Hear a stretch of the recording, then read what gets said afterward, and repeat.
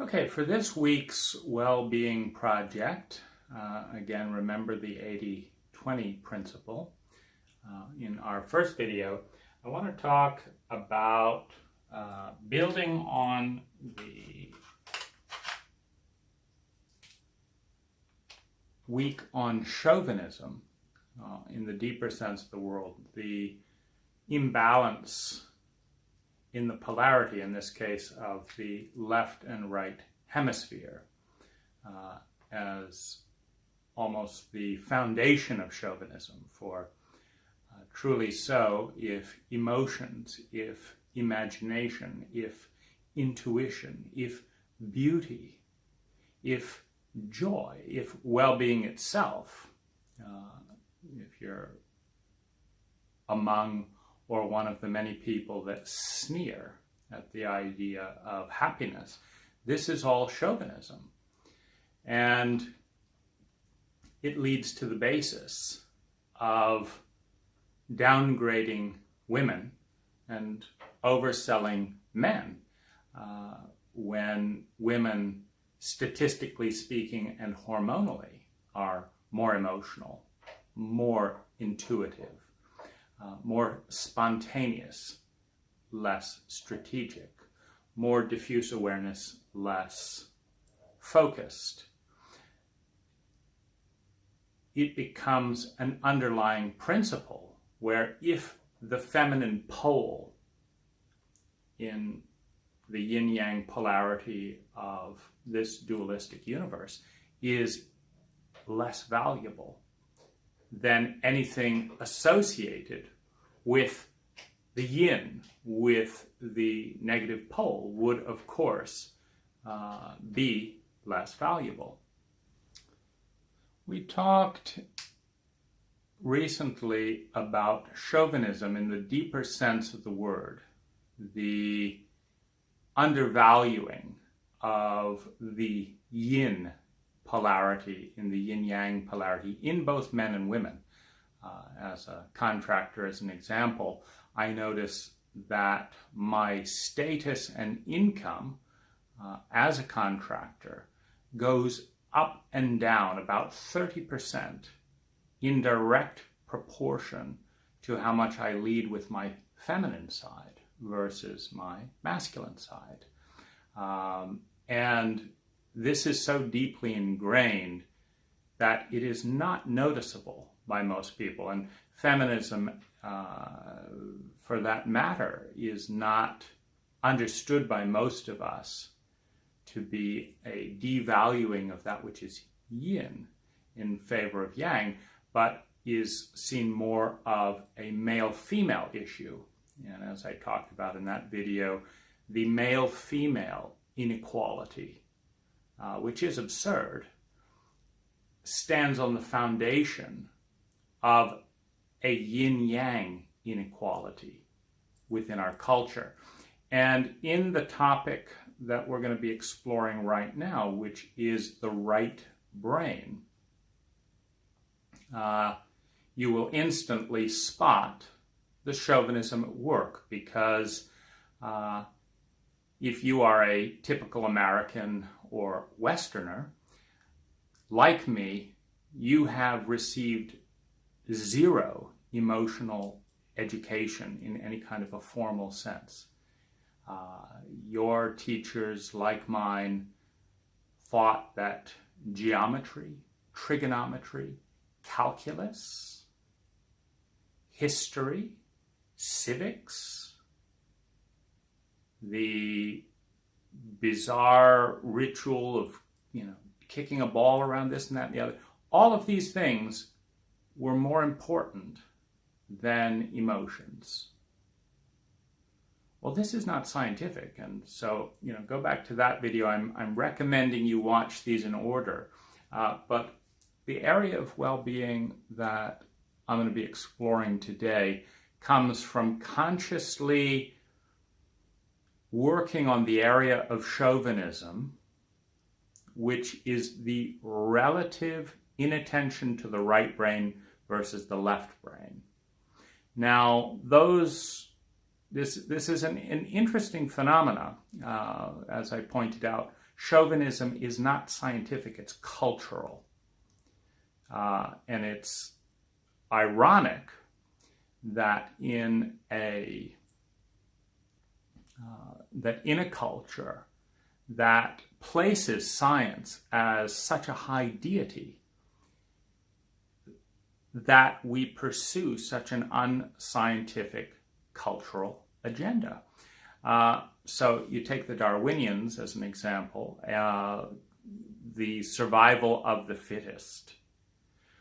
Well, this suggests that if we didn't need a right hemisphere, if we didn't need emotions, if we didn't need imagination, if we didn't need spontaneity, if we didn't need presence to further the evolutionary cycle, it wouldn't be here.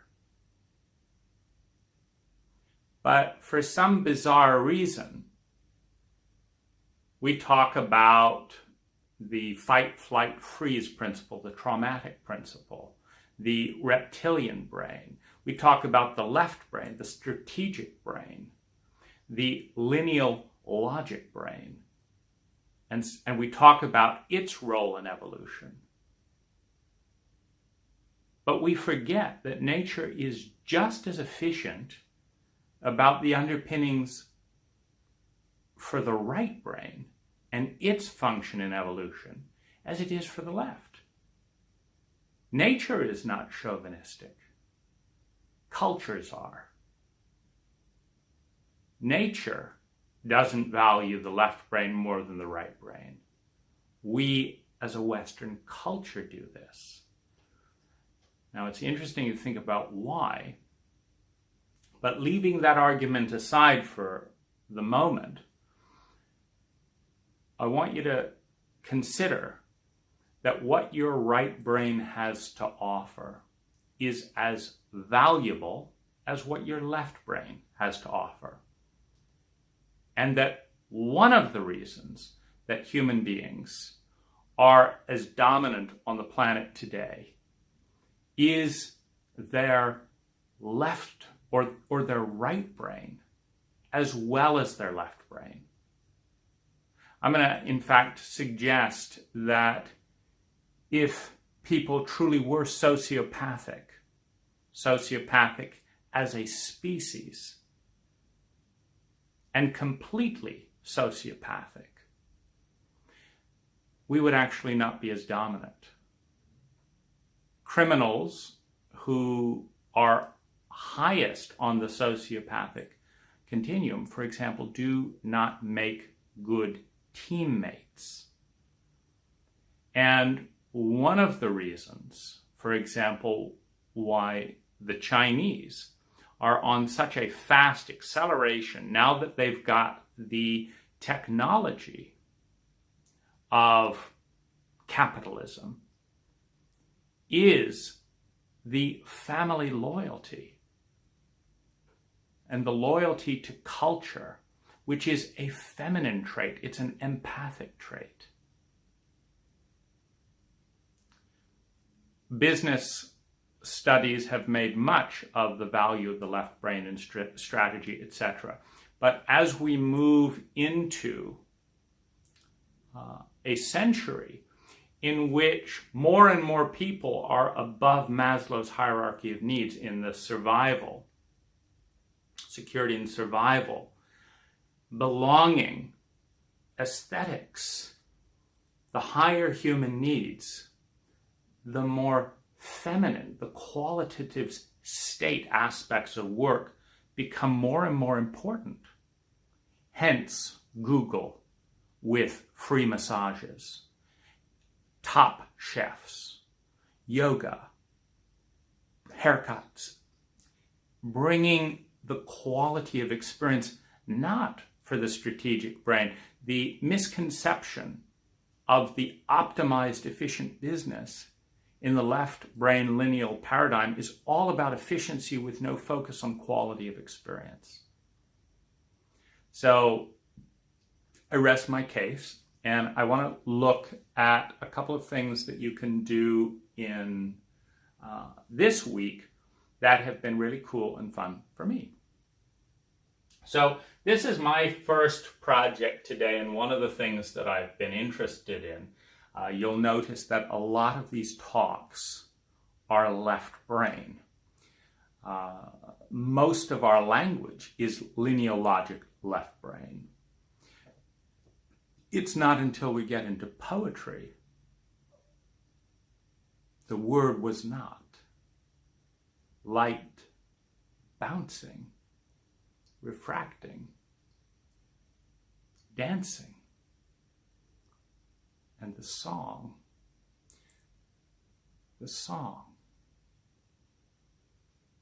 singing. In a moment, bursting into rainbow refractions. It is not until we touch the poet that language enters the right brain. And I'm going to suggest that about a third of my well-being comes from the roughly 5,000 poems that I've conceived with no emphasis on polish, with no emphasis on money, with no emphasis on a goal other than to open up to the experience and see what's there. To learn that terrain for its own sake, for the experience, as opposed to the linear logic of, well, where's that going? How's that going to be a career? This is a waste of time because it's not going somewhere. Masculine, the destination is more important than the journey. Feminine, the journey is more important than the destination. Left brain, right brain. And so it was a lot of fun for me to play with space, right brain. Play with color, right brain. Play with free association, right brain. See where it led. And in this particular journey, started with pastels. Then I got into a particular persona that, really dark in here. And then I didn't like that it was dark, so I, rushed in and fiddled around and this and that. And then I didn't like, how muddy it was. And so I, tore it off. And then I got my new drawing. Then I got some paint. Then I fiddled around with this edge. First it was like this. Let's see, now it was like this. Then I thought that was a little bit too much. Then I turned it on its side. I wasn't sure. This was waste. Then when I finally put it together, I liked it a bit like this. Something like this. And the whole thing is just sheer joy. It doesn't have a point, masculine. But we have a point in this week, and the point is to invest in balancing your right and left hemisphere. And there is a couple of different ways that you can do that. The channel Lazarus, as just one example, has a tape called Balancing the Temporal Lobes. And I'm definitely of mixed opinion about Lazarus in terms of positive and negatives, this, that, the other. However, in this particular area of right and left brain balancing, it's one of the areas that I've experienced value. So, doorway number one. Doorway number two is to play around, create a playground, and play around. And what we're trying to do here is actually bring the right and left hemisphere together. And so what you want to do, as I did, is have a running narrative. You're trying to have the left and the right brain meet each other. So this brain is fiddling around, this, that, the other, and just happy. And of course, most of our left brain, what the hell's going on? Why did I do that? Does this look good? Is this good art? Is it not good art? Should I be doing this? Is this a productive use of my... This is the left brain. A chauvinistic, emotionally illiterate left brain that does not know how to relate to the feminine. And the feminine, receiving so little attention in the way of formal training, choreography, and integration with the masculine, the feminine doesn't have experience saying, this stroke means this means that, I want this, I'm happy because of this. And so they're kind of in two different worlds.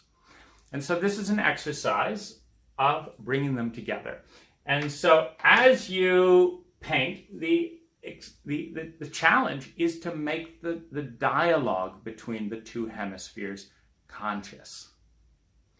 I'm painting this yellow. I'm wondering what the hell I'm doing. I'm painting, now there's this orange. I'm not sure, that may have been a mistake, but it feels great. This one, I like this color. Let's do this. Well, what was I thinking? I think I lost the scent there. Let's go back here. Now I want to do this. I have this feeling around this. And you just want to bring awareness, witnessing, into what's going on inside your mind. With humility, that there just might be as much value in your right hemisphere as your left. Nature thought so. Meaning, there's a lot of creatures out there. More than 90% of all animal life is extinct. More than 90% of all animal life is extinct. We're in the top 10%, and nature doesn't like waste. So nature thought that there was something important about this right hemisphere. Nature thought that the yin was as important as the yang. Science thinks that the yin is as important as the yang. Scientists, when they design batteries, put as much effort into the negative pole of the battery as the positive pole of the battery. Teachers of communication say that it's usually in listening that the problem lies, not in talking. Why? Because we focus on learning how to talk and not how to listen. So science and nature are aligned with an irrational culture, which, if you've looked around at what these cultures are up to over the last 500 years, it's very dubious. World wars, massive extermination in the name of religion. I mean, culture has a very shaky track record. But science and nature is pretty good. So if you will bow to that humility, relinquish some of the cultural arrogance, and it is arrogant. I mean, there have been 10,000 human cultures, 10,000 languages. And we think we are the only one to get it right. They're all different. I think in a few hundred years, we're going to look back at what we're doing today and be astounded that anyone bought into it. So, with that in mind, you want to learn, you want to bring them together, you want to bring in witnessing to the dialogue. Why? It's not that the right brain is more important than the left brain. It's that many of us have gone an entire lifetime ignoring it. And just as a trainer that went in and saw that the right side of a person had great muscles, I certainly don't, great muscles, all over the right side and the left side of the body, nothing. It's like, you don't need to work more here, work here. You build up the deficit. You build up the area that isn't getting attention, because grace comes with balance. Balance of the yin and the yang, balance of the right and the left, balance of the negative and positive pole, balance of the speaker and the listener, the leader, the follower, balance. With humility that they're both equal. So you bring in a running narrative, and that's one exercise. But the other area that I want, so poetry, highly recommend it. Just connect with a feeling and an image and write. It's that simple. When you're done, you're done. Connect with a feeling and an image, write. When you're done, you're done. See what you can learn from it. My sweetheart has dreams almost every night. In the morning, you want to hear my dreams? Love to hear them. Right brain activity. Her dreams are incredible. Well, I had a dream of this, that, and the other. And I look with an attitude of, can I see what's really happening in that dream? Why is it coming up? What's relevant about it? Why is it communicating to you like that? And it helps her see stuff that part of her knows that she doesn't know she knows. And my job is to try and, I assume that the dream has something real to say, and so I try and figure out what it is. And when I think I have it, I think, well, it could mean a couple of things, but I think it's suggesting this, and this, and that's absolutely right. You know, one of the dreams she has periodically is about my sexually engaging with other women. I had a dream, you did this and this and that with that woman, it hurt my feelings, da-da-da-da-da. I say, you're absolutely right. That's what's going on in my mind. There is a part of me that's very interested in that. Now, I have not, and because we have an agreement around that I've never broken in 70 Lovers, that you've got a pretty good chance. I mean, I'm not going to say that that's all, nonsense, but I have never cheated on any of 70 Lovers. And we have a very clear agreement of cuddling is okay, kissing on the lips is not, fondling genitals is not okay. But I'm attracted to a lot of women. So sounds like you're picking up on some of that energy. And that is absolutely correct. And that part of me is not fully in our relationship. On a mental, emotional level, part of me is not fully with you. There's about a third of me that's outside of the relationship, curious, exploring this, that, and the other. And one of the things this dream may be telling you is that part of me is hurting you. And if it is, I can understand that. And I'm sorry. And that is a real thing you're seeing there. It's not some jealous absurdity. No, that's part of who I am. And if you'd like to know more about that part, we can talk about it. This is what I like about this woman. This is what I like about this woman. This is why I've chosen you. This is why you are absolutely it for me. And I'm perfectly at peace with giving up all of these possibilities, because I know our relationship wouldn't work if I explored them. In an ideal world, you'd be thrilled about it and all that, and that's probably never going to happen. So you can count on me to keep the agreement, but you can also count on me to be honest with you about stuff. And the good news is that in the 18 months we've been together, my interest in others is down. And at the same time, the value we've been able to create is up. And I have no illusions that about 20% of that third of sexual energy is addictive. Meaning I'm in pain about various things. And there are few drugs that are as beautiful and satisfying for a short time than the rush of deep, intense sexual connection and validation that almost any woman can offer me. And the rush of that newness. But I also know that 95% of those women cannot give me what you give me.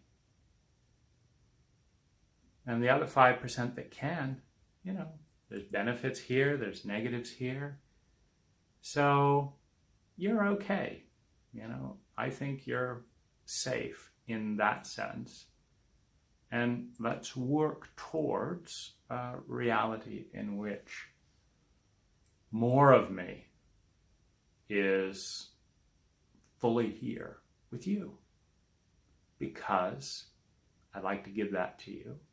Frankly, it's a sign that I'm going in the right direction because, for example, addiction is always pain management. So if we're going in the direction of that energy coming down, and it is slowly coming down, we've made headway in that terrain in my psyche. That means I'm healing. And that means our relationship is responsible for my healing. And I'm smart enough to know that that's a very good thing. Thank you. These very detailed, explicit things are more important because she doesn't have as much relational experience. And but basically, my job is to learn from, and see, here's the thing, when I'm helping her understand the parts of my psyche that her dreams may be relating to, the bottom line is we grow from those conversations. And one of the ways that a teacher of mine suggested looking at beliefs or truths is everything is true. All beliefs are true. So pick the ones that work. Meaning, lean on the beliefs, thoughts, attitudes that take you where you want to go. And every time we have a dream conversation, we go deeper. She feels more accepted. In the chauvinism of today, there's an enormous amount of hostility towards women with these kinds of dreams. Oh, don't be nonsense. You're being needy, you're clawing, That's actually shutting down a part that's trying to speak, trying to bring something to light. Well, my relationship and my well-being goes up. I can't wait to hear what she's dreamed, because I see things through her dreams. And I've done experiments. What happens if I assume her dreams are correct and act accordingly, versus what happens if I assume they're nonsense and don't act accordingly? My reality goes up. Her sense of feeling sane, one of the things that goes on with sensitive people, again, go back to take the HSP test, the sensitive people test, is that when we are not validated about things we genuinely sense and feel, and are actually punished for bringing them into consciousness as opposed to honored for the ability to see things that many people cannot see, there is a possibility of going insane if the loyalty, if the need for the relationship that is invalidating the truth is stronger than the need for the truth. Then we disown a part of ourselves, but it still comes up. But now we feel it's crazy because everyone's told us it's crazy. But in fact, everyone else is crazy in a very bizarre level of chauvinism to suppress such obvious information just because it's politically expedient. I don't want to look at this part of myself. And so, yeah, that's crazy. And we can get backing in the culture. Dreams don't matter. They're just da-da-da-da-da. You know, nothing like that exists. People shouldn't have feelings. Feelings don't matter anyway. Stop being so irrational, blah, blah, blah, blah, blah. And it just gets hammered. And everyone loses. Everyone loses. So this is one exercise. And I'm actually going to focus and talk about the power of the camera. Now, in the last 2 years, I've made 500 hours of filming. So obviously this whole project is a small part of that. If we end up doing around 40 hours or whatever, you know, that'll be a 10% of that. But here's the interesting thing. I've done up to $25,000 of therapy a year. Usually 2 hours with one practitioner, like let's say Monday, 2 hours with another practitioner on Wednesday, 2 hours with another practitioner on Friday. That might be one protocol. And why the varied practitioners? Because whenever you want to see truth, you want to see it from multiple angles. If you're trying to look at an object and you look from this angle, you see some of it. You look from this angle, you see some of it. You look at this angle and you see some of it. It's called perspective. The reason we have eyes, and not just one eye in the center, is because we actually have more depth perception with two eyes triangulating on an object rather than one eye. Now, this is a great insight because if we extrapolate that insight, in other words, that nature thought it was so important that we'd be able to have depth perception, that we have 2 ears and 2 eyes to triangulate sound, to be able to locate something from looking at it from multiple perspectives, then we can see that one of our biggest dangers comes from hanging out with people that converge on our perspective. Meaning it's not that that isn't true. So in other words, if I see it this way, and my best friend sees it this way, and my girlfriend sees it this way, and I get rid of this other person because they see it this way, and I get rid of this other person because they see it this way, I have a narrow view. See, narrow view, it's technical. Do you want to see this object? You're not going to see it from one perspective fully. You're going to see it when you look here, here, here, and here. Now, if you're standing here, this is going to be your perspective. Fine. It's valid.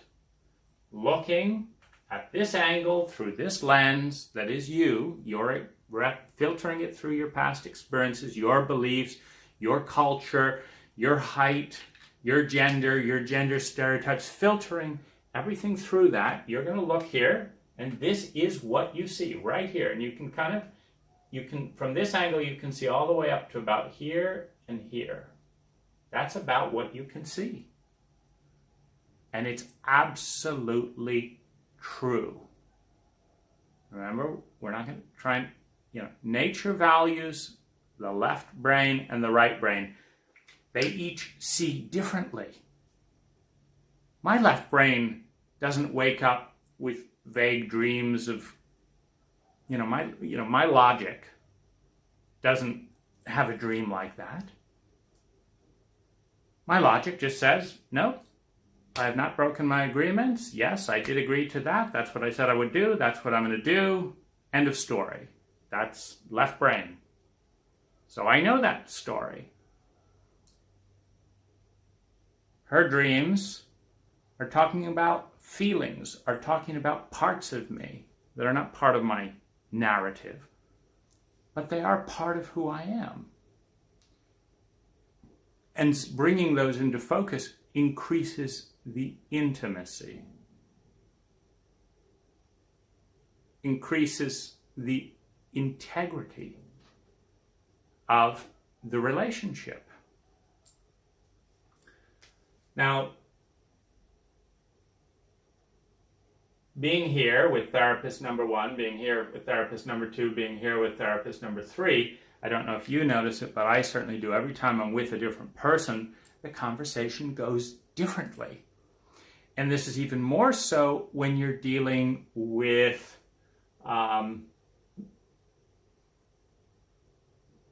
different forms of therapy, and one of the areas I'm interested in is something that's unfortunately very vague, and there's a lot of bullshit around it. But the kind of as specific as we get is called energy work. And I was interested in it when one day I was closing my eyes and my masseuse was moving her hands around, and I could feel temperature changing up and down my body. And I opened my eyes and said, "What are you doing?" She said, "It's Qigong." I closed my eye again and I said, "Your hand is over here, isn't it?" And she said, "Yeah." Now it's down here. Now it's here. The temperature of my body is changing up and down as your hands move around. I said, "That's a lot more interesting than your massage." She said, "Well, that's Qigong."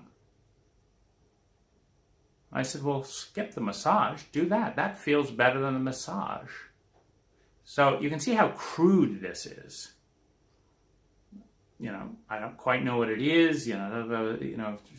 What does Qigong mean? But something was there. So I started experimenting with energy workers as just, one example. Again, broaden your perspective. It's not an either-or scenario. What's happening in Kuwait right now is different than what's happening in Libya, is different than what's happening in the Sahara in Africa, is different than what's happening in the United States, is different than what's happening in the UK, is different than what's happening in Denmark. And they're all views of the world. Well, what's going on inside of us is often just as complex. There's stuff going on with our deep emotions on one level. There's stuff going on in our career in another level. There's stuff going on in our dreams in another level. There's stuff going on in the intensity of our love in another level. There's a trauma being activated over here. What's real? What's true? Which is it? It's all of it. It's all of it. And the right brain with the intuitive sense is a little bit within the psyche. One analogy might be the phenomena of the black hole. Within the physics paradigm, it's often very poetic, of space-time. There's these torus shapes where you can move infinite light years, because space-time bends back on itself. So to cross from here to here might take 100 light years, but in the fabric and the weaving of space-time, if you can just move through here, in a linear logic, it's 1,000 light years, but right through this little black hole in this fold of space-time. And I am way out of my depth in terms of scientific knowledge, so don't give me any credit here. I read widely. And so these are some of the narratives. And as Einstein is most famously most famous for demonstrating for, that imagination, sometimes just like a black hole, leads one into a leap of awareness that it might take 50 years of equations to catch up with. And this is the power of the right brain. Einstein didn't discount his. Why should we discount ours? Nature has supplied as much blood to our right brain as our left brain. Why has our culture ignored it? And what's the cost? So as one final piece in this, I want to talk just briefly about, I'm actually going to take you down here. You can just see this lower board. This is actually a project that I've been involved with this month. I'm about 40 hours into it. And what I'm doing basically on down, at this level is I'm taking different themes. One is shame. One is trauma. One is loneliness. One is success. One is the fruits of the contrarian path. One is relationships. One is sexuality. I'm taking themes and I'm tracking the patterns through 4 decades, step by step by step, so that they come to life, so that a life becomes multi-dimensional. Sex is a dimension. Money is a dimension. Success is a dimension. Failure is a dimension. Homosexuality is a dimension. Every single paradigm is a dimension of a life, and there's stuff coming in and out of a life, constantly relating to every paradigm. I may not be a homosexual, but what's been my observation of my culture for 4 decades? And what have I seen? What is it like to be a man in this culture? What messages came in from school? What messages came in from TV? What messages came in from parents? What message came in from this person? And how does that form a pattern of metadata that all adds up to 75% of the data points being in this quadrant of a continuum? And then you see, wow, that's why I am the way I am. See, we are not, as our left brain would tell us, separate from our environment. We are not separate from our ecology. We are integrally related to nature. You think this camera isn't natural? It's made from species just emerging out of the dirt. It's all natural. It is all ecological. It is all interconnected, as is the right brain, the left brain. So to complete this thought, I want to suggest that you explore your right brain and the marriage of right and left brain in front of a camera. Now you can try the pro and con. I recommend in front of a camera because I find I'm more motivated. So here's kind of the win-win of this whole thing for me.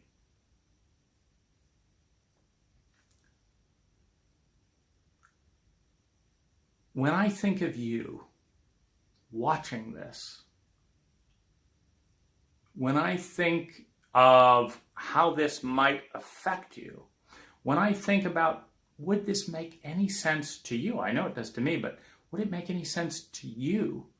And how could I say it that would include you? See, because it gets a little bit closed system. One of the big choices we have in anything is open system, closed system. An electrical grid is relatively open. A battery and a phone, if it's just completely closed, how does it charge? So open and closed systems. So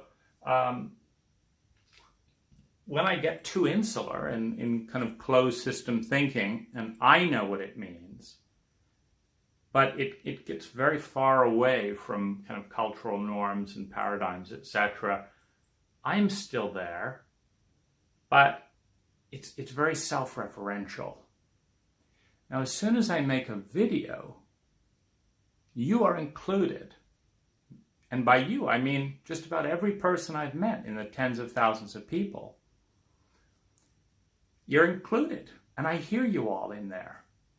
I hear the person saying, yeah, this is bullshit. I hear the person saying, no, this is way too much time. Oh, I don't know what he's talking about. I hear that. I hear the person that says, yes, finally, someone's talking about this. I hear the person says, bravo. I hear the person says, oh, I want to talk like that. I hear the person who says, oh, good idea, I'm going to do that. I hear the person that says, nice idea, but I never do anything. I hear the person. I see the probability field. And I try and relate and understand each of those voices and be okay with it and understand each of those voices, knowing that a small percentage of people, 2%,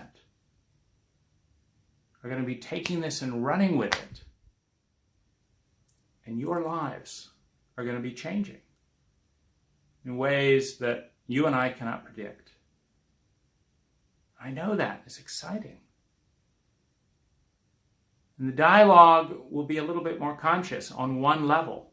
Some people will be more conscious about what they judge. Some people will be more conscious about what they dismiss and don't like and why.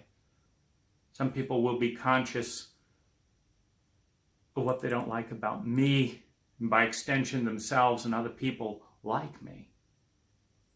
The consciousness in the whole dialogue lifts.